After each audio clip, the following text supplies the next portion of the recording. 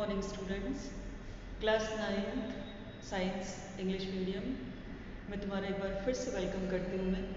Chapter हम लोग बेटा 2 पढ़ रहे हैं और इस चैप्टर 2 में अपना आज 5th पार्ट है और मैं कोशिश करूँगी कि आज पूरा हो जाए, थोड़ा बहुत बचेगा तो कल हो जाएगा क्योंकि मैं बहुत ज़्यादा स्ट्रेस तुम लोगों के ऊपर नहीं डालना चाह रही हूँ। जो भी कॉन्सेप्ट बताती हूँ तो कोशिश करती हूँ कि वो कॉन्सेप्ट इस तरह क्लियर हो कि उसके बाद फिर तुम उसको भूल नहीं पाओ कॉन्सेप्ट को। So today also we continue with the same topic, separation of components of a mixture. Yesterday I remember we were discussing about separation techniques in which about the separating funnel we discussed and about the separation evaporation techniques we discussed and one more technique we discussed yesterday. तो एक तो मैं तुम्हारा ध्यान अभी ले जाना चाहती हूँ बेटा, जो मैंने कल सेपरेटिंग फनल वाला बताया था तुम्हें, उसमें एक छोटा सा करेक्शन करना है तुम्हें। वो गलती से मेरे मुंह से मिसिबल लिक्विड निकल गया, otherwise it is immiscible liquid. ठीक है, तो ये करेक्शन आपको क्या करना है कि जो सेपरेटिंग फनल है, यहाँ सेंटर में लिख दे रही हूँ सेपरेटिंग फनल,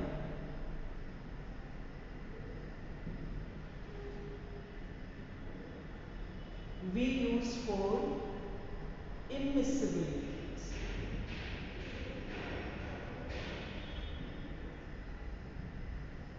ठीक है, जो लिक्विड आपस में मिक्स नहीं होते, for example kerosene and water, अगर बाय चांस मिल जाए तो सेपरेटिंग फनल में डालकर due to the difference in their gravity, due to the difference in their density, they can be separated out. जो भारी वाला पार्ट होगा, वो भारी वाला पार्ट में जिसकी डेंसिटी थोड़ी सी ज़्यादा होगी, थिक होगा, जो वो ऊपर की तरफ रहेगा, और जो थोड़ा सा लाइट वाला पार्ट होगा वो नीचे की तरफ चला जाएगा। उसको निकाल लेंगे पहले, फिर उसके बाद दूसरे को निकाल लेंगे। तो ये करेक्शन तुम्हें उसमें करना है, that by the separating funnel we use to separate mixture of immiscible liquids. समझ में आई ये बात? अब आज जो सेपरेटिंग टेक्निक्स मैं तुम्हें बता रही हूँ बेटा, मैग्नेटिक सेपरेशन मैंने लिखा हुआ है तो पहले इसी के बारे में बात करते हैं। मैग्नेटिक सेपरेशन टेक्निक उन कंपोनेंट्स के लिए फॉलो की जाती है जिनमें एक कंपोनेंट मैग्नेट से अट्रैक्ट होता है और दूसरा कंपोनेंट मैग्नेट से अट्रैक्ट बिल्कुल नहीं होता है। उनके केस में हम मैग्नेटिक सेपरेशन की टेक्निक फॉलो करते हैं। ये बात बिल्कुल क्लियर हुई बेटा? तो मैग्नेटिक टेक्निक के लिए फॉर एग्जाम्पल आयरन मिक्स हो गया है, आयरन आयरन लिखते हैं,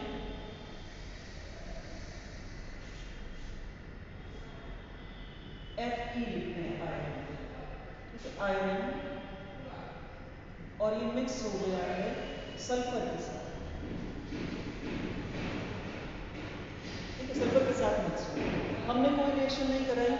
अगर रिएक्शन कराएंगे तो आयरन सल्फाइड बन जाता है, लेकिन रिएक्शन नहीं कराई हमने, ऐसे ही गलती से मिक्स हो गया।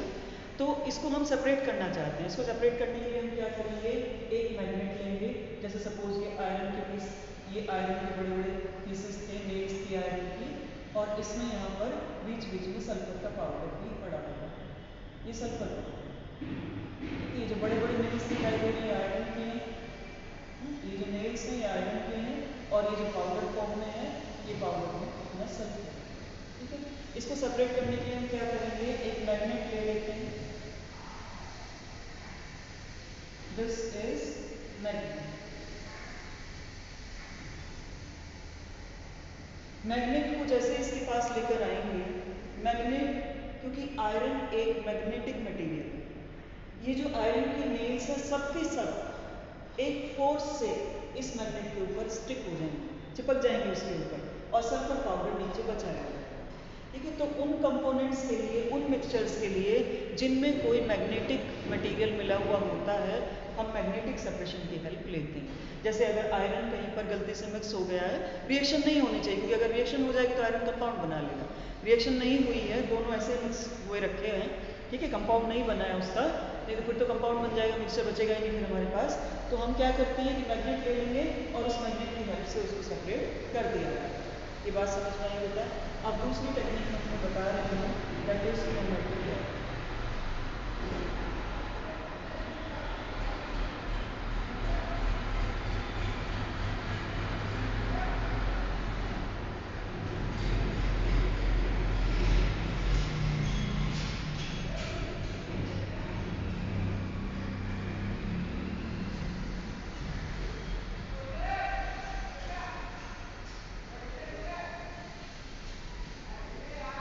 Chromatography, separation of coloured component. कल मैंने एक एग्जाम्पल तुम्हें दिया था कि इंक से अगर वाटर निकालना हो, इवेपोरेशन टेक्निक में, कि इंक से अगर वाटर निकालना हो तो हम इवेपोरेट कर देते हैं, तो वाटर वेपर बन के उड़ जाता है और हमारे पास कलर्ड डाई बची रह जाती है। अब वो जो कलर्ड डाई, उस कलर्ड डाई में हम ये पता लगाना चाह रहे हैं कि किस तरह की इंक मिली हुई है। उसमें अकेले ब्लू कलर की इंक है, उसमें अकेले ग्रीन कलर की इंक है, उसमें अकेले ब्लैक कलर की इंक है, या उसमें सभी कलर की इंक का मिक्सचर है। हम ये पता करना चाह रहे हैं, ठीक है। उसके लिए मैं तुम्हें एक चीज़ सबसे पहले बताती हूँ बेटा, जितने भी केमिकल सब्सटेंसेस हैं, सभी केमिकल सब्सटेंसेस सेम स्पीड से सॉल्वेंट में डिजॉल्व नहीं होते, सेम स्पीड से एडजॉर्ब नहीं होते, सेम स्पीड से एब्जॉर्ब नहीं होते। मतलब जो जितने भी physical chemical phenomena different compounds के, वो अलग अलग होते हैं, सेम नहीं होते। तो इसी चीज़ का हम लोग फ़ायदा उठाते हैं। अब हम क्या करेंगे कि वो जो हमने एक इंक का मिक्सचर था, उस इंक के मिक्सचर को हमने एक सॉल्वेंट में डाल दिया। ये कोई सॉल्वेंट है और इसमें हमने इंक का मिक्सचर फिल कर दिया।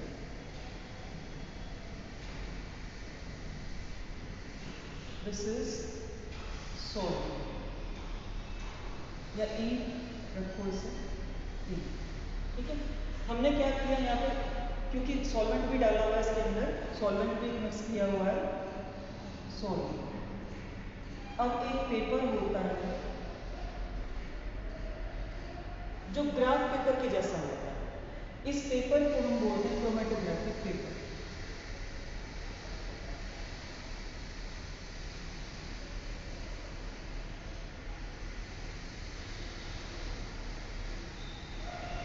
क्रोमेटोग्राफिक पेपर, इस पेपर का क्या काम है, इस पेपर को हम इसके अंदर डालेंगे।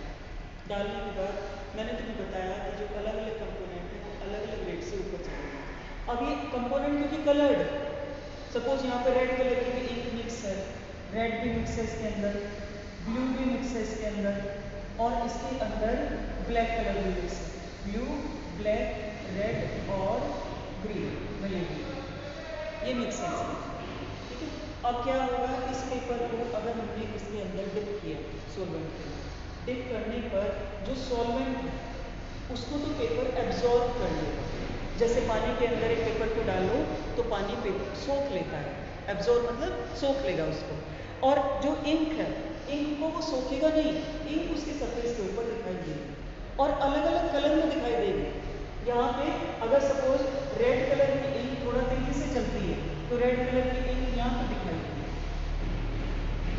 ब्लू कलर की उससे थोड़ा कम तेजी से चलती है तो ब्लू यहाँ दिखाई देती है, और ग्रीन कलर की इंक अगर सबसे कम तेजी से चलती है तो ग्रीन कलर की इंक यहाँ पे। हमें यही तो पता लगाना था, यही हमें फाइंड आउट करना था कि वो जो इंक थी उस इंक के अंदर अब एक ही कलर था या एक से ज़्यादा कलर मिक्स हुए थे। तो हमें पता चल गया कि इसके अंदर ग्रीन कलर की इंक मिक्स हुई। तो ये जो क्रोमेटोग्राफी है, क्रोमेटो वर्ड का मीनिंग होता है, क्रोम वर्ड का मीनिंग होता है कलर, और ग्राफ वर्ड का मीनिंग होता है पेपर, ठीक है। पेपर की हेल्प से हमने ये पता लगा लिया, एक स्पेशल टाइप का पेपर था, हमने उस पेपर की हेल्प से ये पता लगा लिया कि कितने कलर्ड कंपोनेंट इस मिक्सचर के अंदर प्रेजेंट हैं। This technique is called chromatography. ये बात समझ में आ गई बेटा? अच्छा, अब उसके बाद हमें एक और टेक्निक बची है, उस टेक्निक की तरफ चलते हैं, दैट इज डिस्टिलेशन। डिस्टिलेशन क्या होता है? वेपोराइजेशन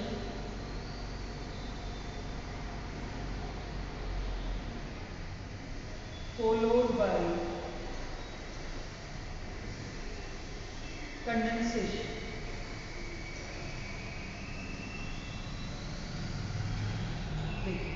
सिंपल लैंग्वेज में समझिए, हमने एक लिक्विड को पहले बॉईल किया, बॉईल करने के बाद उसको ठंडा कर दिया, ठीक है। This is called distillation. पहले बॉईल कर रहे हैं, वेपोराइजेशन, उसके बाद ठंडा कर रहे हैं, कंडेंसेशन। ठंडा करने को बोलते हैं कंडेंसेशन, और गर्म करने को बोलते हैं वेपोराइजेशन, ठीक है। Condensation simple meaning is cooling, and vaporisation simple meaning is boiling. First we boil the liquid and then it condense or cool down. ये जो टेक्निक है, this technique is for the miscible liquids. This technique is used for separation of miscible liquids. Separation of two or more than two miscible liquids. ये बात समझ में आई बेटा? तो distillation की टेक्निक को, क्योंकि लिक्विड आपस में मिक्स है, हम पता नहीं लगा पाएंगे सेपरेटिंग फनल से भी कि कौन सा लिक्विड मिला हुआ है, ठीक है, हम उनको सेपरेट नहीं कर पाएंगे सेपरेटिंग फनल की हेल्प से भी। बात समझ में आई? तो लिक्विड आपस में मिक्स हैं, तो उन मिक्सेबल लिक्विड्स को सेपरेट करने के लिए डिस्टिलेशन का प्रोसेस फॉलो किया जाता है, ठीक है। और डिस्टिलेशन के प्रोसेस को दो पार्ट में तुम्हारे बुक में डिवाइड करके दिया हुआ है। पहला है simple distillation, simple distillation. Simple distillation में हम क्या करते हैं, देखो यहाँ पर हमने एक फ्लास्क ली है, ये हमने फ्लास्क लिया और इस फ्लास्क के अंदर हमने लिक्विड का मिक्सचर फिल कर दिया, ठीक है। This is mixture of liquids और लिक्विड्स। अब हम इसको नीचे से हीट भी करें, यहाँ से हम इसको हीट करना, हीट प्रोवाइड करना, ठीक है। यहाँ हमने क्या लगाया हुआ है,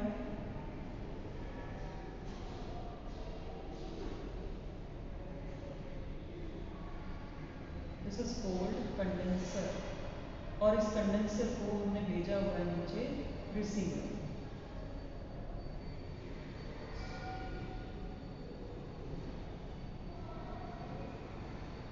एक और दूसरा क्लास है जिसको रिसीवर बोलते हैं, दिस इज रिसीवर, ठीक है। एंड दिस इज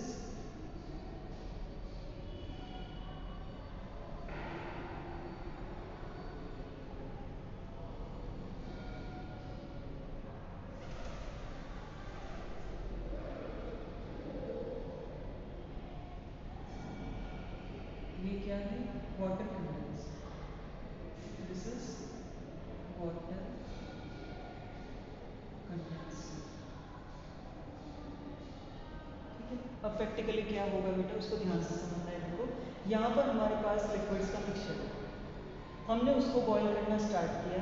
अब दो अलग अलग लिक्विड है, तो मैंने तुम्हें बताया कि फिजिकल केमिकल प्रॉपर्टीज अलग अलग होंगी, दो अलग अलग लिक्विड है तो उनका बॉइलिंग पॉइंट अलग अलग होगा।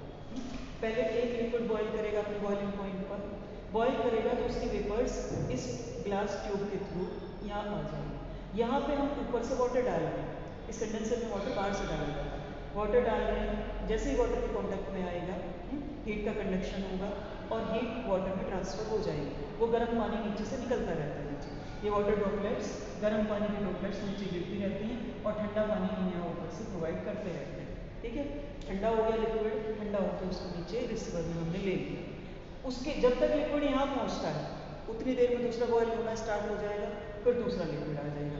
इस तरह करके हम रिसीवर हटाते रहते हैं और लिक्विड्स को सेपरेट कर लेते हैं। यहाँ पर हम थर्मोमीटर भी लगाते हैं, ये थर्मोमीटर भी लगाते हैं जिससे हमें आइडिया हो जाता है कि किस लिक्विड का बॉइलिंग पॉइंट आया था और हमने कौन सा लिक्विड यहाँ से ऑब्टेन किया था, इससे हमें आइडिया हो जाता है। तो this is the thermometer, thermometer, और ये अपना लिक्विड यहाँ पर आ चुका है, एक लिक्विड सेपरेट हो चुका है। रिसीवर हटा देंगे दूसरा लिक्विड आ जाएगा, रिसीवर हटा देंगे तीसरा लिक्विड आ जाएगा, ऐसे करके लिक्विड सेपरेट होते रहते हैं। अब इस टेक्निक को हम थोड़ा सा हमें सोचना पड़ता है कि अगर लिक्विड के बॉइलिंग पॉइंट में ज़्यादा डिफरेंस नहीं है, ज़्यादा डिफरेंस कितना, अगर लेस देन 20 केल्विन का डिफरेंस है, boiling point difference is less than 20 kelvin, ठीक है, 20 केल्विन का डिफरेंस है। अब 20 केल्विन का डिफरेंस कोई ज़्यादा डिफरेंस नहीं होता बेटा, जितनी देर में ये लिक्विड बॉयल करके ऊपर तक जाएगा उतनी ही देर में दूसरा लिक्विड बॉयल करके उसके पीछे पीछे पहुंच जाता है। तो उसके केस में हम क्या करते हैं कि यहाँ ये जो लंबी नेक वाला फ्लास्क हमने लिया, इसकी लंबी नेक को यूटिलाइज करते हैं और यहाँ पर एक फ्रैक्शनेटिंग कॉलम फिक्स कर देते हैं। देखिए ये इस तरह का कॉलम फिक्स कर देते हैं। इस कॉलम के अंदर ये ग्लास की प्लेट्स लगी हुई हैं, ये फिक्स कर देते हैं। इस फ्रैक्शनेटिंग कॉलम को यहाँ फिक्स कर देते हैं। यहाँ फिक्स करने पर क्या होगा, अब पहले वाला लिक्विड बॉयल किया, बॉयल करने के बाद उसकी वेपर्स ऊपर चढ़ना स्टार्ट हुई। उसकी वेपर्स को ये सारे रास्ते ट्रेवल करके तब ऊपर पहुंचना पड़ेगा। ठीक है, सारे रास्ते ट्रेवल करके उसकी वेपर्स ऊपर पहुंच गई। जब दूसरे लिक्विड की वेपर आएंगी, क्योंकि वो उसको फॉलो कर रही है, दूसरे लिक्विड की वेपर आएंगी तो उनको भी इतने सारे रास्ते ट्रेवल करके ऊपर जाना पड़ेगा। मतलब हमने सरफेस एरिया इंक्रीज कर दिया। To increase the surface area, surface area increase करने से वो टाइम गैप कवर हो जाएगा कि जितने टाइम में पहला लिक्विड रिसीवर में पहुंच रहा है उतने टाइम तक ये दूसरे वाला लिक्विड यहीं घूमता रहेगा और हम पहले वाले लिक्विड को हटा चुके होंगे, तब जाकर दूसरा लिक्विड वहां पे पहुंचेगा। So this is called fractionating column.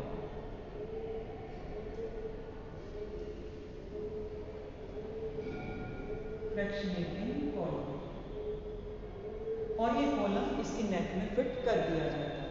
Thermometer लगा रहता है, ये ट्यूब भी लगी रहती है, लेकिन उसके साथ साथ इसको भी फिट कर दिया जाता है to increase the surface area, to increase the surface area. ये बात समझ में आई बेटा? तो ये सारी सेपरेशन टेक्निक्स थी जो तुम्हारी बुक में दे रखी हैं, वो सभी मैंने बता दी हैं। अब बुक में तुम्हारी एक separation of mixture of air दिया हुआ है और एक वाटर का प्योरिफिकेशन दे रखा है। ठीक है, वो कल की वीडियो में मैं बताऊंगी, तो कल ये चैप्टर अपना पूरी तरह कंप्लीट हो जाएगा। ठीक है, जितनी सेपरेशन टेक्निक्स हैं दे आर वेरी इंपॉर्टेंट, और क्योंकि प्रैक्टिकल यूटिलिटी की है, इंडस्ट्रीज में इनको यूटिलाइज किया जा रहा है, so you have to study about them. हो सकता है आगे चल के तुम भी इसी फील्ड में कोई, मतलब तुम्हारे में से कुछ बच्चे उस फील्ड में काम करें तो तुम्हें वो कॉन्सेप्ट पहले से पता होगा, then you would be more smart in comparison to the other employees. So thank you very much बेटा। कल फिर से इसी टॉपिक को पढ़ेंगे, I mean, इसी चैप्टर का एक नया टॉपिक पढ़ेंगे और कल ये चैप्टर अपना कंप्लीट हो जाएगा। ठीक है, सो नोट्स बनाना अपना कंटिन्यू रखो, क्वेश्चन आंसर अपना कंटिन्यू रखो और वीडियो को पूरा देखो। कोई डाउट हो तो मुझे क्वेश्चन भेज सकते हो। Thank you.